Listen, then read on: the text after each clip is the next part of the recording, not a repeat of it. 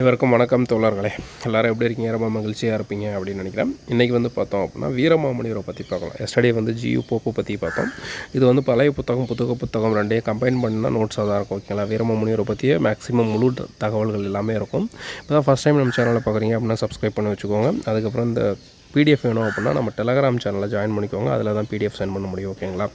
Okay, வீரமாமுனிவரை பற்றி பார்க்கலாம். இவருடைய இயற்பெயர் அப்படின்னா கான்ஸ்டாண்டின் ஜோசப் பெஸ்கி அப்படின்றது இவருடைய இயற்பெயர். ஓகேங்களா?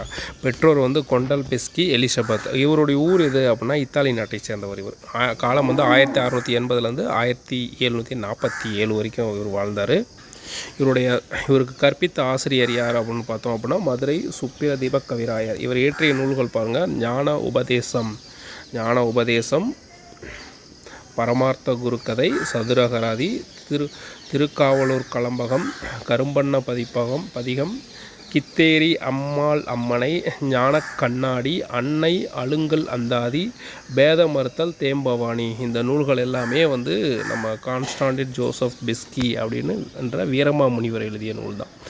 ஓகேங்களா? இவர் உரைநடை நூல்கள் என்னென்ன எழுதியிருக்காரு அப்படின்னு பார்த்தோம் அப்படின்னா வேதியர் ஒழுக்கம், வேத விளக்கம் அப்படின்ற நூல் எழுதியிருக்காரு. எந்த வயதில் தமிழகம் வந்தார் அப்படின்னா 30 வயதில் தமிழகம் தமிழ் பயின்று காப்பியம் படைத்திருந்திருப்பார். ஓகேங்களா? 30 வயதில் என்ன பண்ணிருப்பார்? காப்பியம் படைத்திருந்தது. இவர் நம்ம ஜியு போப் பார்த்திங்க அப்படின்னா 19 வயதில் தமிழகத்துக்கு வந்திருப்பார் சமய பணியாற்ற. இவர் 30 வயதில் வந்திருப்பார். அடுத்து பார்த்திங்க அப்படின்னா உரைநடை இலக்கிய முன்னோடி. உரைநடை இலக்கிய முன்னோடி என்று அழைக்கப்படுபவர் யார் அப்படின்னா வீரமாமுனிவர். செந்தமிழ் தேசிகன். அவர் என்னென்னு சொல்கிறாங்க? செந்தமிழ் தேசிகன் அப்படின்னு சொல்லி அழைக்கப்படுறாங்க.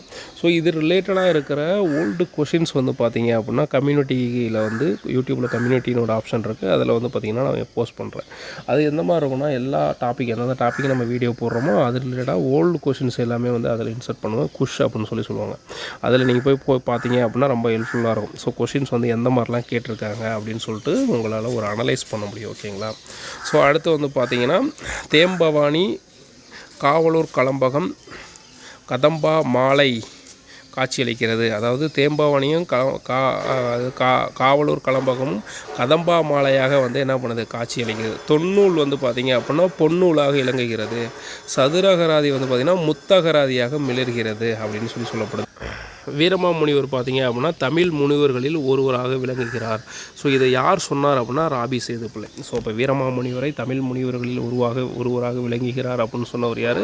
ராபி சேதுப்பிள்ளை. தேம்பவாணி காவலூர் கலம்பகம் என்னவாக கதம்ப மாலையாக காட்சி அளிக்கிறது. தொன்னூல் பொன்னூலாக விளங்குகிறது. சதுரகராதி முத்தகராதியாக மிளர்கிறது அப்படின்னு சொன்னால் அதை சொன்னவர் யார் அப்படின்னா ராபி சேதுப்பிள்ளை. கலம்பகம் அப்படின்ற நூல் பார்த்திங்க கலம்பகம் அம்மனை முதலிய சிற்றிலக்கியங்களை இயற்றியவர் யார் அப்படின்னா நம்ம வீரமாமுனிவர் தான். Constantine Joseph Beschi. இது இங்கே தப்பாக ஆயிருக்கு. ஓகேங்களா? கான்ஸ்டாண்டின் ஜோசப் பெஸ்கின்றதான் சரியான நேம். ஓகேங்களா? இதில் கான்ஸ்டாண்டின் அப்படின்னா என்ன அர்த்தம்னா இத்தாலிய சொல்லுக்கு அஞ்சாமை அப்படின்னு பொருள். அதனால தான் அவர் என்ன சொல்கிறார்? வீரம், அஞ்சாமை. கான்ஸ்டாண்டின் ஜோசப் பெஸ்கி அப்படின்னா வீரமாமுனிவர், வீரம் நிறைந்த முனிவர், எதற்கும் பயப்படாத முனிவர் அப்படின்னு சொல்கிறாங்க. அதனால் அவருடைய பேர் என்னன்னு சொல்லி மாற்றிக்கிறார்? தைரியநாத சாமி அப்படின்னு சொல்லி மாற்றிக்கிறார். வீரமாமுனிவரை தன்னுடைய அவருடைய கான்ஸ்டாண்டின் ஜோசப் பெஸ்கி அப்படின்ற பெயரை தைரியநாதசாமி அப்படின்னு சொல்லி அவரே மாற்றிக்கிறாரு. தமிழ் சான்றோர்கள் என்னன்னு சொல்கிறாங்க அப்படின்னா இவர் வீரமாமுனிவர் அப்படின்னு சொல்லி அழைக்கிறாங்க. 1710 தமிழ்நாட்டுக்கு வந்திருப்பார். எந்த ஆண்டு? 1710 தமிழ்நாட்டுக்கு வந்த இவர் 37 ஆண்டுகள் தமிழ் பணியாற்றிருப்பார். அதாவது 30 வயதில் 37 ஆண்டுகள் தமிழ் பணியாற்றுறாரு அப்படின்னா நீங்கள் அப்போ நியர்பை 67 வயசு வரைக்கும் தமிழ் பணியாற்றி இருந்திருப்பார். 1747 அம்பலாக்காடு என்னும் இடத்துல என்ன பண்ணுறாரு? இயற்கை எழுதுறாரு. 1747 அம்பலக்கப்பாடு அப்படின்ற இடத்துல இயற்கை எழுதுறாரு. திருக்குறளில் அறத்துப்பால் பொருட்பால் இரண்டையுமே வீரமாமுனிவர் மொழிபெயர்த்துருவார். திருக்குறள் பார்த்திங்கன்னா மொத்தம் 108 மொழிகளில் மொழிபெயர்த்திருப்பாங்க. ஓகேங்களா? அதாவது லத்தீன் மொழியில் மொழிபெயர்த்தவர் வீரமாமுனிவர். தமிழ் மொழியில் ஆங்கிலத்தில் மொழிபெயர்த்தவர் ஜியு போப்பு. கிரேக்கத்தில் மொழிபெயர்த்தவர் யார் அப்படின்னு சொல்லிட்டு உங்களுக்கு தெரிஞ்சால் கீழே விடையை கமெண்ட் பண்ணுங்கள். அடுத்து பார்த்தோம் அப்படின்னா மதுரை தமிழ்ச்சங்கம் வந்து இவருக்கு என்னன்னு சொல்லி பேர் கொடுக்குது, வீரமாமுனிவருக்கு தைரியநாதர் அப்படின்ற பட்டத்தை கொடுக்குறாங்க. அப்போ வீரமாமுனிவருக்கு தைரியநாதர் அப்படின்ற பட்டத்தை கொடுத்தது எது அப்படின்னா மதுரை தமிழ்ச்சங்கம். மதுரை தமிழ்ச்சங்கம் யார் நிறுவனாங்க அப்படின்னா வந்து ஸோ அதாவது பிற்கால அதாவது 4ஆம் தமிழ்ச்சங்கம் யாரால் நடத்தப்பட்டது அப்படின்னா வந்து நம்ம பரிதிமார் கலைஞர், உவேசா, ஸோ இவங்களாம் வந்து சேர்ந்து நடத்தி இருந்திருப்பாங்க. ஓகேங்களா. பாண்டித்துறையார், அதுக்கப்புறம் வந்து பார்த்திங்கன்னா சபாபதி அப்படின்றவர் எல்லாம் சேர்ந்து வந்து நடத்தி இருந்திருப்பாங்க. ஓகேங்களா. அடுத்தது திருச்சி சந்தா சாஹிப்பிடம் திவானாக பணியாற்றினார். திருச்சியில் வந்து சந்தா சாஹிப் ஆட்சி காலம் நடைபெற்றுருக்கும். அவர்கிட்ட பேசுகிறதுக்காகவே கிட்டத்தட்ட வந்து ஒரு வாரத்தில் வந்து உருது மொழி கற்றுட்டு அவர்கிட்ட போய் வந்து உருது மொழியில் வந்து இவர் என்ன பண்ணியிருப்பார், பேசியிருப்பார். அது ஸ்கூல் புக்கில் இருக்குங்களா. ஸோ வீரமாமுனிவரை பற்றி நம்ம ஸ்கூல் புக்கில் பார்க்கும்போது அந்த டீட்டெயில்ஸ் வந்து ஃபுல்லாக பார்க்கலாம். அடுத்து வந்து தொன்னூல் விளக்கம், இது 5 இலக்கண நூல் அப்படின்னு சொல்லப்படுது. குட்டி தொல்காப்பியம். ஓகேங்களா. தொன்னூல் விளக்கம் என்னன்னு சொல்லப்படுது, குட்டி தொல்காப்பியம் அப்படின்னு சொல்லப்படுது. எழுத்தின் வடிவம் திருந்திய நூற்பாக்களை இதில் உள்ளன அப்படின்னு சொல்கிறாங்க. சதுர அகராதி, தமிழின் முதல் அகராதி எது அப்படின்னா தமிழின் முதல் அகராதி நூல் எது அப்படின்னா சதுர அகராதி. இதில் வந்து பார்த்திங்கன்னா 4 பிரிவுகள் இருக்குது. சதுர அகராதியில் வந்து 4 பிரிவுகள் இருக்குது.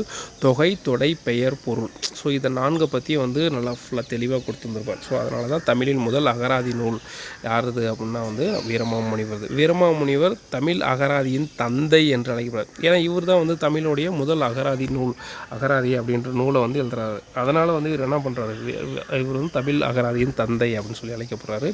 பரமார்த்த குருக்கதை, அதாவது முதல் ஏளன நூல் எது அப்படின்னு சொல்லி பார்த்தோம். தமிழில் முதல் ஏளன நூல் அப்படின்னா பரமார்த்த குரு கதை. இது வந்து யூடியூப்பில் வந்து அந்த கதை இருக்கும். ஸோ அதை போய் பார்த்தீங்கன்னா உங்களுக்கு புரியும், நல்லா காமெடியாக இருக்கும். ஏளனமாக எப்படி சொல்கிறதுனா, அறிவே இல்லாதவங்க இருந்தால் எப்படி இருக்கும் அப்படின்ற மாதிரி கொஞ்சம் ஏளனமாக காமிச்சிருந்துருப்பாங்க பரமார்த்த குரு கதை அப்படின்றது. அதுக்கப்புறம் பார்த்திங்கன்னா அகராதிகள், அதாவது என்னென்ன அகராதிகள் இருக்கான்னா தமிழ் லத்தீன் அகராதி, தமிழ் லத்தீன் அகராதி, போர்ச்சுக்கல் தமிழ் அகராதி அப்படின்ற 2 அகராதிகளை வந்து எழுதியிருக்காரு. அது இல்லாமல் பார்த்திங்கன்னா சதுர அகராதி அப்படின்றது முதல் அகராதி நூலை வந்து முன்னாடியே எழுதியிருப்பார். அடுத்தது கொடுந்தமிழ் இலக்கணம் அப்படின்றது வந்து பேச்சு தமிழ் இலக்கணம்.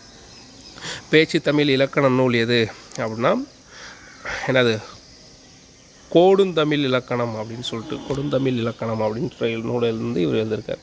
ஸோ கொடுந்தமிழ் இலக்கணம் நம்ம நூலை எழுதியவர் யார் அப்படின்னா வீரமாமுனிவர் தான். ஓகேவா. ஓகே நண்பர்களே, வீடியோ உங்களுக்கு பிடிச்சிருக்கும் அப்படின்னு நினைக்கிறேன். இதில் இருக்கிற டீட்டெயில்ஸும் உங்களுக்கு பிடிச்சிருக்கும் அப்படின்னு நினைக்கிறேன். மறக்காம நம்ம சேனலுக்கு ஒரு லைக் போட்டிருக்கேன். அதுக்கப்புறம் பார்த்தீங்க அப்படின்னா நம்ம டெலகிராம் சேனலில் இந்த பிடிஎஃப் வந்து நான் சென்ட் பண்ணுறேன். ஓகேங்களா. அந்த குஷ் வந்து ட்ரை பண்ணி பாருங்கள். அதில் வந்து பார்த்திங்கன்னா 500+ தமிழ் + ஜிகே கொஷின்ஸ் எல்லாமே போட்டிருக்கேன். ஓகேங்களா. 2024 முதல்ல கேட்ட ஜிகே கொஷின்ஸ் ஒன்றும் இன்சர்ட் பண்ணிருக்கேன். அதையும் பாருங்கள், ரொம்ப ஹெல்ப்ஃபுல்லாக இருக்கும். ஸோ தமிழில் வந்து 2013 கொஷின் பேப்பர் வந்து போட்டுட்ருக்கேன். ஓகேங்களா. குரூப் 4 வந்து இந்த எக்ஸாம் நடந்துச்சு. அதுக்கப்புறம் இடையில வந்து related to Tamil questions, GK questions எல்லாமே நான் வந்து போடுறேன், பாருங்கள். ஸோ எந்த மாதிரி கொஷின்ஸ் வந்து கேட்குறாங்கன்னு ஒரு ஐடியா கிடச்சிச்சு அப்படின்னா எந்த இடத்துல நம்ம இம்பார்ட்டன்ட் கொடுத்து படிக்கணும் அப்படின்ற ஒரு நமக்கு வந்து ஒரு நாலேஜ் வந்து க்ரியேட் ஆகும். ஓகேங்களா. நன்றி நண்பர்களே, பாய்.